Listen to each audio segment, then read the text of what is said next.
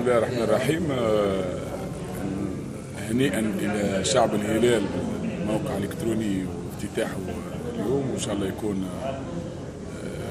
بركة وخير على الهلال وعلى شعب الهلال وعلى إدارة ولاعبي الهلال. فمبروك على الافتتاح الموقع هذا. بالنسبة للمعسكر، المعسكر من يوم ما وصلنا لتونس كان تقريبا معنا كل الامور كانت مرتبه، كله تمام، اللعيبه كلها كويسه.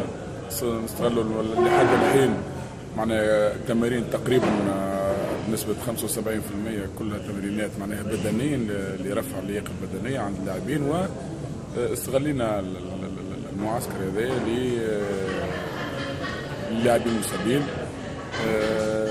للفحوصات، والحمد لله حتى الحين ما عدا محمد عبد الرحمن اللي معناها ان شاء الله ربي يشفيه ويرجع لنا في اقرب وقت. عملنا له عمليه في تونس والحمد لله معناها صارت بنجاح، وان شاء الله بعد شهرين او 3 اشهر يكون معنا مع المجموعه. اللاعيبه الباقي اللاعيبه معناها عملنا كشوفات على نصر الدين، عملنا كشوفات على نزار، عملنا كشوفات على وليد.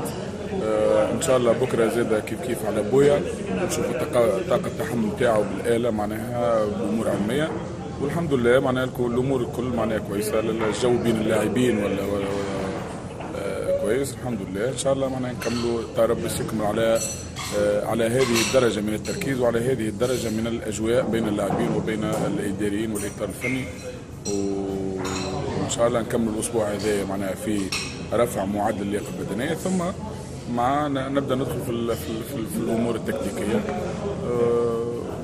وهذا هو البرنامج الكل. عندنا مباراه يوم 3 ان شاء الله مع نجم الساحلي، ممكن ثم مباراه اخرى معناها قاعد نختار في منافس، لانه تعرف في صعوبه لايجاد منافس، لانه الدوري التونسي ينتهي يوم 2، وحتى الاربع الفرق اللي تقعد تلعب بعد يوم 2 هي الاربع فرق الكبيره تلعب زاده مقابله العوده لكاس الكونفدراليه، يعني نلقى صعوبه. ولكن باذن الله ان شاء الله تكون مباراه ضد المنتخب الاولمبي، او مباراه ضد الملعب التونسي، او مباراه ضد احد الفرق الوطنيه اللي موجوده هنا في تونس الايامات هذيا.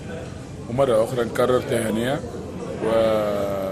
واعتزازي بالموقع الالكتروني الجديد للهلال، والسلام عليكم.